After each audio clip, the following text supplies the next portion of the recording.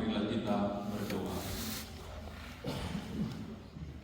Damai sejahtera Allah yang melampaui segala akal dan pikiran, itulah kiranya yang menyertai hati dan pikiranmu sekalian di dalam Kristus Yesus Tuhan kita. Amin. Bapak, Ibu, saudara-saudari yang terkasih, yang dikasihi Kristus, saya menyapa kita semua dari depan ini. Selamat Hari Natal untuk kita semua. Selamat Hari Natal. Iya. Boleh saya sapa sekali lagi. Saya lihat dari sini ada yang belum sampai kali pada momen perayaan Natalnya ya. Selamat Hari Natal untuk kita semua. Selamat Hari Natal. Lebih semangat lagi. Aku yakin kalau sekali lagi pasti lebih semangat lagi. Selamat Hari Natal. Selamat Hari Natal. Luar biasa. Bapak, Ibu, teman-teman, saudara-saudara yang terkasih, firman Tuhan yang menjadi khotbah berita sukacita di perayaan Natal kita hari ini, yaitu yang tertulis di Injil Matius pasal yang pertama ayat 21 sampai ayat yang ke-24. Demikian firman Tuhan. Ia akan melahirkan anak laki-laki dan engkau akan menamakan dia Yesus, karena dialah yang akan menyelamatkan umatnya dari dosa mereka. Hal itu terjadi supaya genaplah yang difirmankan Tuhan oleh Nabi. Sesungguhnya anak darah itu akan mengandung dan melahirkan seorang anak laki-laki, dan mereka akan menamakan dia Immanuel, yang berarti Allah menyertai kita. Sesudah bangun dari tidurnya, Yusuf berbuat seperti yang diperintahkan malaikat Tuhan itu kepadanya. Ia mengambil Maria sebagai istrinya. Demikian firman Tuhan. Saudara-saudara yang terkasih, saya mau mengajak kita semua untuk menyaksikan satu video singkat yang mau berbicara kepada kita di awal penjelasan firman ini. Mari kita saksikan.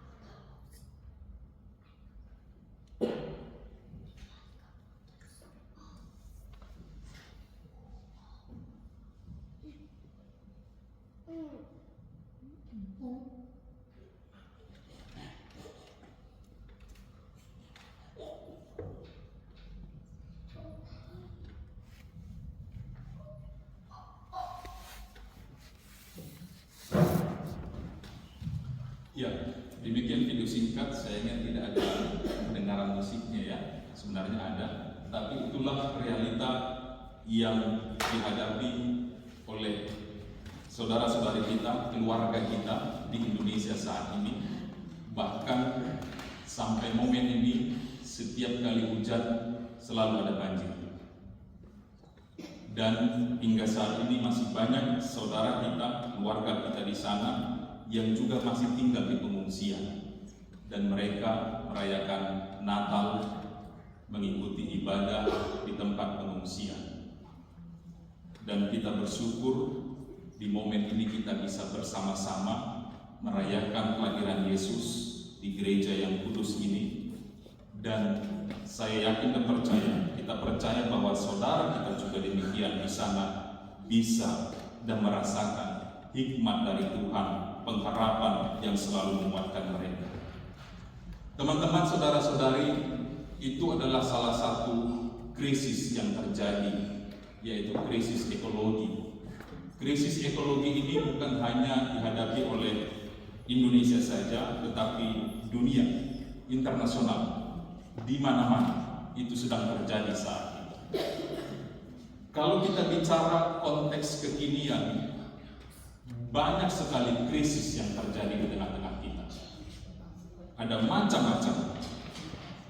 Pertama tadi seperti video, krisis ekologi, ada krisis pendidikan. Banyak adik-adik kita, teman-teman kita yang bahkan tidak bisa merasakan pendidikan seperti banyak dari antara kita. Ada juga yang mengalami krisis keluarga. Keluarganya sudah diambang kehancuran, sudah di persimpangan untuk memutuskan kita berpisah atau tidak. Bahkan ada juga krisis komunikasi. Krisis komunikasi, ada banyak keluarga atau teman yang bersahabat yang komunikasinya itu sudah melalui online semuanya. Misalnya ada kekinian yang sedang terjadi, kita punya teman kita bicara, tetapi kita asik dengan handphone kita, dan kita bisa sambil menjawab begitu. Mungkin itu keahlian sebagian orang, bisa sambil mengerjakan dua kegiatan yang bersamaan, namun ada krisis komunikasi yang sedang terjadi. Bahkan ada banyak foto, ada banyak yang terjadi yang realita masa kini. Di satu rumah pun si suami, si istri, si anak itu berkomunikasi melalui grup WA, padahal di rumah yang sama. Ayo makan, katanya begitu, tidak perlu lagi bersuara atau menjumpai, cukup dari grup WA, ayo makan dan kumpul. Selesai itu lanjut lagi dengan smartphone-nya, dengan kegiatannya masing-masing. Ada banyak lagi, ada krisis kepercayaan. Sesama kita sudah tidak saling percaya. Apa yang dikatakan teman, dari 100 poin yang dia katakan, 99% itu adalah tambahan. Hanya 1% yang benar sesuai kenyataan. Bahkan video-video yang beredar pun kita sulit membedakan yang mana yang asli, yang mana lagi yang palsu, yang fake. Ya. Lalu ada krisis lagi dampak AI, KI, artificial intelligence. Kita sudah sulit membedakan lagi bagaimana ini. Mungkin banyak generasi muda atau banyak orang-orang masa kini yang semakin kreatif, semakin maju teknologi, tetapi semakin banyak juga tawarannya, dampaknya. Ada banyak orang sekarang sedang asik dengan dirinya sendiri. Dia cukup dengan dirinya, dia kerjakan, dia tahu wawasan dunia ini apa yang terjadi di luar sana, tetapi dia cukup di ruangan itu saja. Dia cukup asik dengan kegiatannya, dengan laptopnya, komputernya, dengan smartphone-nya. Bahkan di generasi muda ada juga yang trauma untuk membangun ikatan kasih atau membangun rumah tangga. Semakin banyak generasi muda yang tidak mau lagi membangun rumah tangga. Untuk apa? Karena dia banyak menemukan kekecewaan ketika dia melihat orang tuanya sering bertengkar, ketika melihat saudara-saudarinya yang lain yang sudah berkeluarga juga menghadapi masalah, harus masalah keuangan, siapa yang megang gaji, siapa yang ngurus anak, siapa yang ngerjain pekerjaan rumah. Dia pusing memikirkannya. Lalu dia memilih, gak usah deh menikah. Ngapain menikah? Lalu ada lagi krisis sekarang, krisis iman. Salah satunya yang sedang terjadi di Eropa atau di negara-negara maju. Setiap tahun begitu banyaknya jemaat yang meninggalkan persekutuan gereja. Bahkan ada banyak sinode sekarang yang justru itu selalu membuat seminar, teori-teori semua, tetapi realitanya tetap selalu meningkat jumlah jemaat yang meninggalkan gereja. Bahkan ada lagi krisis kasih, yang bersahabat, yang bersaudara, yang bersekutu, yang satu kumpulan itu bertengkar, itu berselisih, tidak bisa lagi duduk bersama, tidak bisa lagi bertemu. Jangankan bertemu, komunikasi pun tidak mau. Ada banyak krisis yang terjadi, ada kebencian di mana-mana, ada perang di mana-mana. Bukan hanya perang di tempat-tempat negara yang sudah terberita internasional, tetapi mungkin juga ada di sekitar kita. Atau jangan-jangan krisis juga sedang terjadi dalam kehidupan kita. Krisis sedang terjadi di tengah komunitas kita, di tengah hidup kita. Kita sedang hidup di tengah krisis yang selalu terjadi setiap hari. Setiap hari selalu kita mendengar hal-hal baru, tetapi sebenarnya itu bukan lagi hal-hal yang tema yang baru. Sesungguhnya sudah terjadi sejak masa-masa Alkitab sendiri. Lalu apa sebenarnya, saudara-saudari, yang menjadi akar dari banyaknya krisis ini? Manusia mengikuti keinginannya sendiri. Kita di sini saya perkirakan lebih dari 50 orang. Satu orang mungkin lebih dari satu keinginan. Kita katakan 2. Kalau 50 orang sudah 100 keinginan. Lalu kita semua punya di sini keinginan masing-masing. Dan keinginan kita itu kita kadang-kala bingung menentukan yang mana yang tepat untuk kita sendiri. Kadang-kala kita justru terlalu ambisius dengan keinginan kita. Lebih baik saya maju sendiri daripada teman saya yang maju. Ada kecemburuan di mana-mana. Ketika temannya jatuh, dia tertawa. Ketika temannya sukses berhasil, dia justru berupaya untuk menjatuhkannya. Ada banyak yang terbelenggu dengan krisis ini. Kita sering sekali menjadi oknum-oknum yang dibelenggu dengan keinginan dunia, keinginan kita sendiri. Lalu kalau ada pertanyaan untuk kita, saudara-saudari, apa masalahnya? Apa masalah kita saat ini? Adakah di antara kita yang tidak punya masalah? Kalau ada, silakan angkat tangan. Saya nggak akan tanya. Cukup angkat tangan saja, karena saya sendiri tidak berani angkat tangan. Saya juga punya masalah, begitu. Ada? Tidak ada, ya. Tetapi kita bisa bersenyum. Wow, luar biasa. Luar biasa, begitu ya. Nah, kita sedang menghadapi masalah yang mungkin kita tidak bisa publikasi, tidak bisa beritahu dengan persekutuan, dengan teman-teman kita. Tetapi kita sedang asik, sedang terbelenggu dengan masalah-masalah kita. Kita sedang menggumuli masalah-masalah kita ini. Dan itu sebabnya kita mau belajar. Ada sesuatu yang begitu berharga di dalam perayaan Natal kita ini. Itu juga yang terjadi dalam krisis konteks Maria dan Yusuf.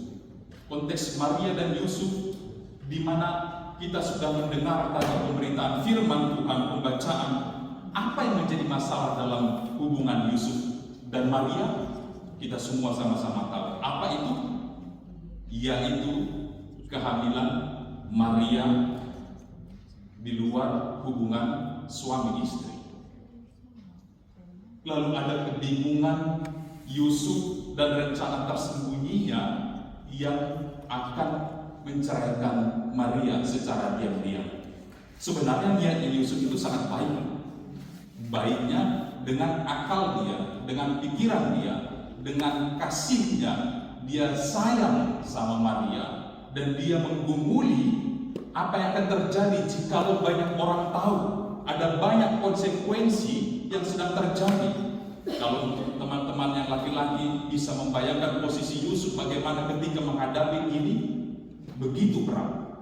Apa yang akan kita putuskan untuk ini? Bagaimana dengan kaum Hawa, kaum perempuan, ketika kita memposisikan seperti Maria yang hamil, belum memiliki hubungan suami istri?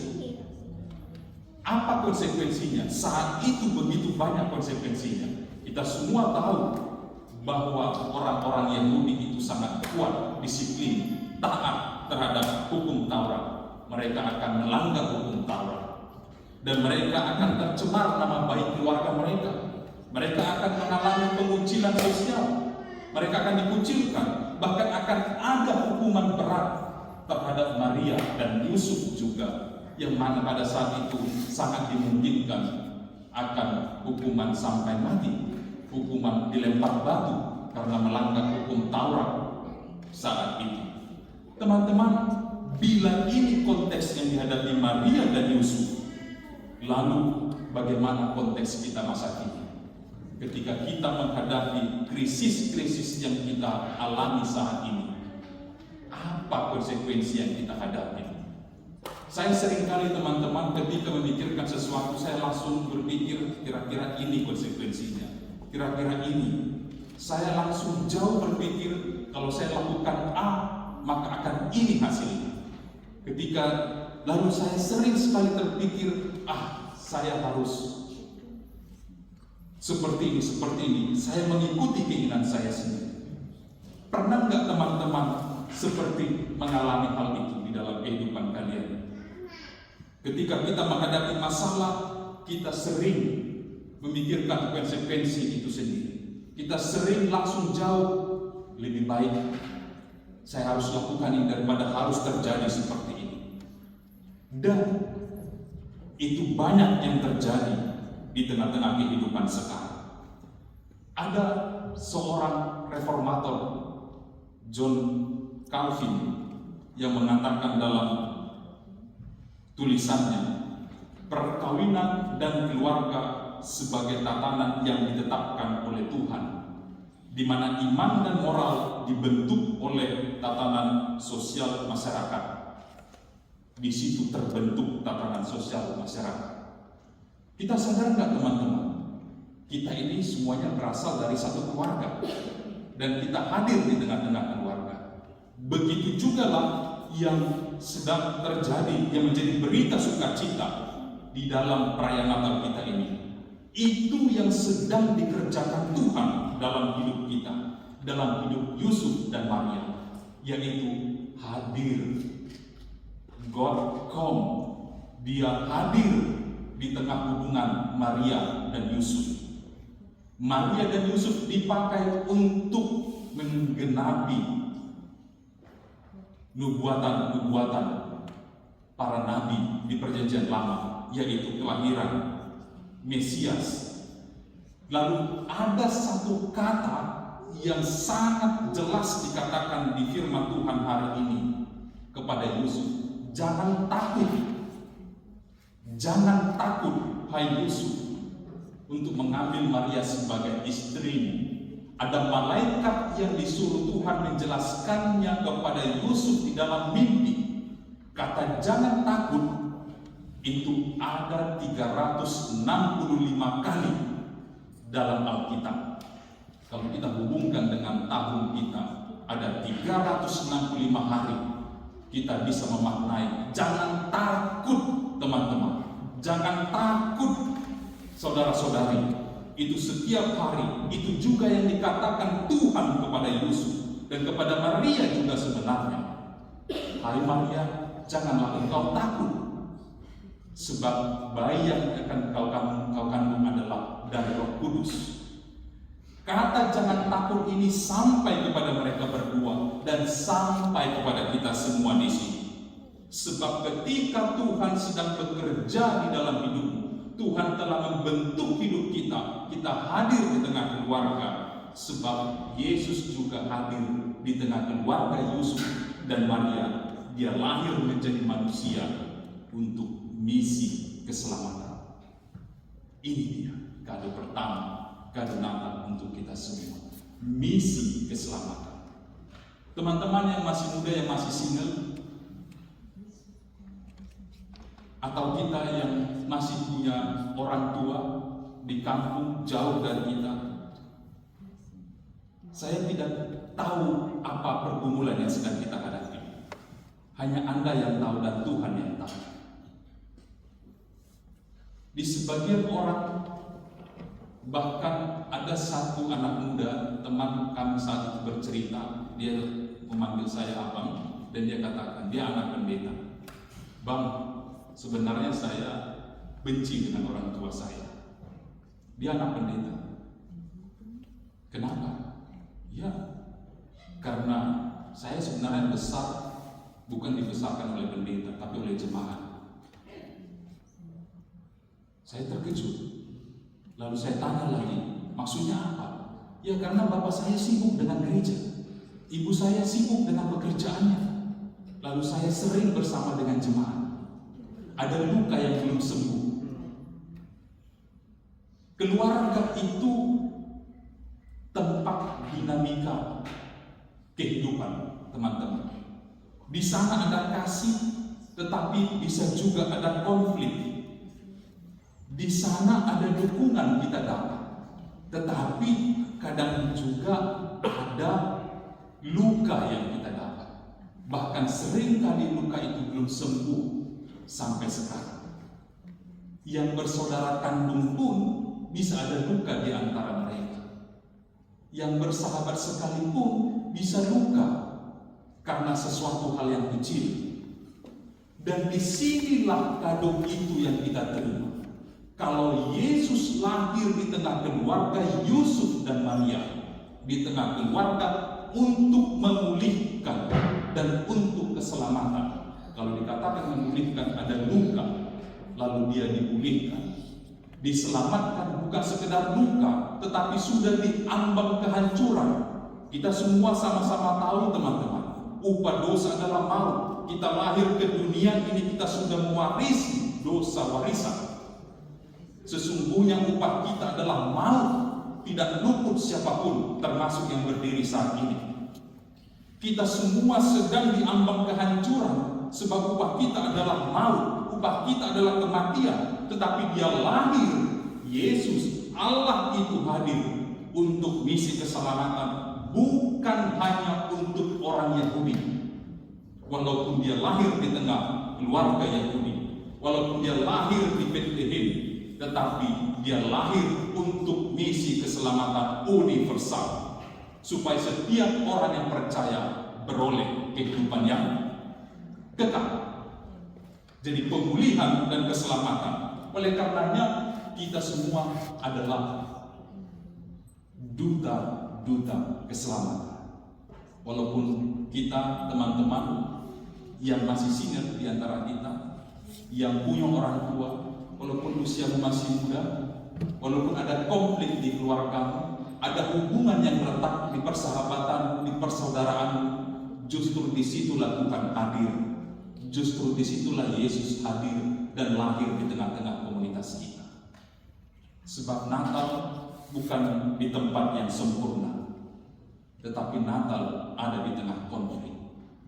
Natal ada di tengah masalah. Natal ada di tengah krisis yang sedang terjadi. Bukan hanya Yusuf dan Maria yang sedang menghadapi krisis saat ini, tetapi bangsa itu juga yang menghadapi tekanan politik. Bukan hanya mereka, tetapi kita juga yang masa kini sedang hidup dalam masa krisis. Kita krisis, bahkan ada orang sekarang sudah sulit juga krisis senyum. Ketika ketemu, dia tidak pernah senyum. Coba berikan senyumnya Bapak Ibu teman-teman. Ada yang terpaksa senyum. Coba tunjukkan dulu senyum kita sama teman kita kiri kanan. Senyum terbaik. Coba. Wow. Sudah cukup ya, jangan terus. Kalau terus nanti bahaya kita. Iya, ada banyak krisis, tetapi di tengah krisis itulah Yesus hadir dan lahir untuk kita, untuk misi keselamatan. Namun ada kado kedua, tidak cukup satu teman-teman. Kado yang kedua yang kita terima dari kisah Yusuf dan Maria apa yang dilakukan mereka itu adalah sesuatu teladan yang harus kita hidupi, yaitu kesabaran, ketaatan. Yusuf berbuat seperti yang diperintahkan malaikat Tuhan dalam mimpinya. Maria juga demikian Bapak Ibu. Maria sudah terlebih dahulu dijumpai oleh malaikat Tuhan. Mereka berdua melakukan seperti yang diperintahkan Tuhan. Kita gimana ya? Kalau sudah ada kado, kita diberi kado ini, teman-teman. Es gibt ein Geschenk für dich. Tetapi kita tidak mengucapkan terima kasih. Wah, apa yang langsung sebagian orang berpikir, sombong amat gitu ya. Udah dikasih, gak bilang terima kasih. Dan ini yang saya suka di Jerman ini salah satunya, setiap ada apapun percakapan, Dankeschön. Dan kita menjawab, Bitteschön. Itu satu tradisi, satu kebiasaan, tetapi maknanya cukup dalam saya kira. Jadi ketika ada yang berbuat baik, ada sesuatu yang kita terima, kita mengucapkan terima kasih. Lalu kalau Tuhan sudah lahir untuk keselamatan kita semua, kita juga ada sesuatu ungkapan, sikap, perbuatan, tindakan menjadi bentuk ucapan terima kasih kita kepadanya. Kita orang Indonesia, orang Timur juga terbiasa bersalaman. Ada satu momen ketika saya mau bersalaman, ternyata dia tidak mau nyalam saya. Agak gimana gitu perasaan itu sama itu. Rupanya ketika ngobrol sekali lagi, dia nggak lihat saya, dia terlewatkan. Kadang-kadang gitu, tapi perasaan udah terluka kan. Hal-hal kecil tidak disengaja mungkin, tapi bisa melukai hati. Tetapi yang mau saya katakan, ketika kita bersalaman, kita membutuhkan tindakan, respon dari orang lain, dari teman kita, dari lawan bicara kita. Begitulah dalam kehidupan ini, begitulah dalam keluarga juga, begitulah dalam persaudaraan kita. Ketika kita sedang menerima sesuatu yang berharga dari Tuhan, kita sedang dan harus merespon itu. Dengan apa? Dengan ketaatan. Ketaatan itu adalah ketaatan dalam bentuk cinta kasih. Jadi ketaatan bukan karena takut, tetapi ketaatan karena kita mengasihi Tuhan. Ketaatan itu karena kita mengasihi keluarga kita, mengasihi saudara kita. Jadi ketaatan bukan semata-mata itu suatu bentuk penindasan, tetapi itu adalah refleksi dari cinta kita, sebab kita telah terima cinta begitu besar dari Tuhan. Saya pernah katakan dalam satu Natal di minggu lalu, saya katakan demikian. Setelah saya di Jerman ini, saya semakin sadar bahwa saya jadi taat sekarang. Kenapa? Waktu di Indonesia kalau saya ingat-ingat, kayaknya lebih taat deh saya sekarang setelah saya di Jerman ini. Teman-teman tahu nggak kenapa itu? Atau teman-teman merasakan nggak lebih taat di Jerman ini daripada di Indonesia? Semuanya udah taat semua ya. Saya merasakan demikian karena apa? Karena di Jerman ini setiap ada regel, ada strafenya kalau melanggar bulan. Kalau di kita lebih banyak penekanan maaf diberikan. Tetapi di sini maaf diberikan, tetapi strafe tetap jalan. Ya, strafe tetap jalan. Ya, kamu dimaafkan, tetapi tetap lakukan strafe itu begitu. Nah, begitu juga cinta kasih Tuhan sebenarnya dalam hidup kita.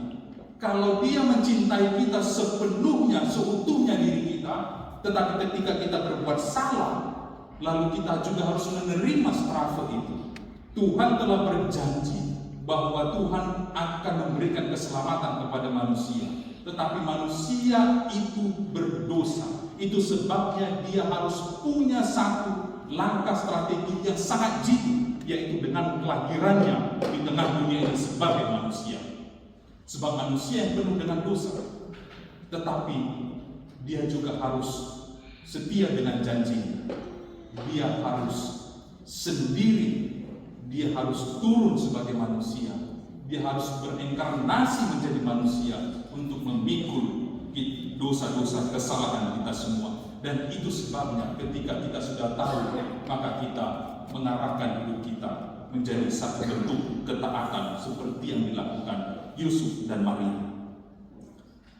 Dan ini pesan berikutnya. Saya mempersiapkan ini ada sekitar 50 slide, tenang saja teman-teman. dan dikurang 40. Ada sejarah keselamatan lintas zaman yang sedang terjadi. Kita sekarang tidak perlu lagi pergi ke Bethlehem, ke Israel untuk menemukan Yesus di sana, sebab dia tidak lagi di sana secara fisik. Kita tidak perlu lagi harus melakukan seperti yang kisah saat ini, harus pergi ke tempat-tempat di mana Yesus secara historis terjadi. Tetapi sejarah keselamatan yang telah dilakukan Yesus itu adalah satu kali untuk selamanya. Jadi Natal ini adalah momen, bukan ketika kita sedang merayakan Yesus di mana, dia lahir di mana, bukan itu, tetapi makna Natal itu adalah satu kali untuk selamanya, untuk hidup kita. Itu sebabnya bayi yang lahir itu di tengah keluarga Yusuf dan Maria itu, dia adalah dan akan disebut sebagai Immanuel. Immanuel artinya adalah beserta dengan kita. El adalah Tuhan, Tuhan beserta dengan kita. Dan bila Natal sudah terjadi di masa lampau, kita berada sekarang di sini dan akan terus menjalani hidup kita hari demi hari, maka makna Natal itu jangan lupa dan jangan hilang, sebab Tuhan hadir untukmu, untuk kita, untuk keluarga kita, untuk kita semua. Dan Allah menguatkan kita Bapak Ibu, saudara-saudari, sebab Allah ada dan selalu bersama dengan kita. Amin. Panjangan ya. Iya, itulah yang menjadi kado Natal ketiga untuk kita. Jadi yang pertama tadi, yaitu dia lahir untuk menyelamatkan kita. Dan yang kedua yaitu seperti yang dilakukan Maria dan Yusuf, yang mereka taat, dan itu juga menjadi berita sukacita. Kita menjadi orang-orang yang beriman, orang-orang yang bersyukur, kita taat kepada Tuhan. Dan yang ketiga yaitu Immanuel, Tuhan berserta dengan kita. Maka makna Natal ini bukan hanya momen di hari Minggu ini saja, di saat ini saja, tetapi setiap hari makna itu selalu baru dalam hidup kita. Maka jangan ragu dan jangan batasi dirimu. Kita semua menjadi bentuk kasih-kasih Tuhan di tengah dunia ini. Jangan lagi ada perselisihan, jangan lagi ada permusuhan, jangan lagi kita asik dengan diri kita sendiri, tetapi lihatlah sekitarnya, sebab kita semua adalah keluarga. Bila saudara kita di sana di Indonesia sedang menghadapi bencana ekologis itu sendiri, kita ikut merasakannya. Dan kita merasakan itu sekarang di sini. Lalu apa yang mau kita kerjakan dalam keseharian kita? Mari kita berbuat. Mari kita melakukan apa yang menjadi bagian kita. Mari kita sampaikan kasih kita. Mari kita sampaikan cinta kasih Tuhan yang telah kita terima kepada saudara-saudari kita, dimanapun mereka berada dan di sekitar kita masing-masing di tempat ini. Sapalah saudaramu. Sampaikan selamat Natal. Sampaikan selamat Natal kepada musuhmu, kepada musuh kita bila ada. Bila ada ya. Ada nggak? Saya menantang keberanian kita. Siapa yang punya musuh di sekarang saat ini? Wah, satu teman saya, dua. Ya, ada lagi 3. Wow, hanya kami yang punya musuh. Wow. Iya. Atau ada nggak yang kita tahu ada orang yang nggak senang sama kita? Saya juga ada tahu. Iya. Oh, kayaknya kita setia banget satu grup ya. Oh, ada lagi kakak pendeta. Iya, semakin ramai. Wow, luar biasa. Sampaikan salam Natalmu kepada mereka. Sapalah mereka, sebab Tuhan telah menyertai kita. Sapalah mereka, sebab engkau adalah duta-duta keselamatan yang telah Tuhan berkati untuk orang sekitar, di tempat kerjamu, di tempat sekolah, kuliah, dan di tempat kita berada di komunitas, di persaudaraan kita. Jangan ragu, sebab kasih Tuhan adil dan ada untuk kita semua. Amin. Kita berdoa. Bapa yang baik, terima kasih Tuhan atas firman. Kiranya Engkaulah senantiasa menguatkan kami Tuhan untuk melakukan firman-Mu Tuhan di dalam kehidupan kami. Dan berita sukacita makna Natal ini Tuhan, senantiasa Engkau berkati Tuhan, sehingga kami menjadi orang-orang yang membawa sukacita, keselamatan, persaudaraan dan kasih Tuhan dimanapun dan kemanapun kami pergi. Dan berkatilah semua kami yang ada di sini dan saudara-saudari kami juga yang mengasihi dan yang kami kasihi, yang mungkin membenci atau tidak menyenangi kami. Bapa yang baik, kami juga berdoa untuk saudara-saudari kami yang menghadapi bencana. Engkaulah Tuhan yang menguatkan mereka, dan berkatilah setiap bantuan yang mereka terima Tuhan, agar itu menjadi berkat bagi mereka semua. Terpujilah Engkau Bapa, hari ini, esok, dan sampai selama-lamanya. Amin.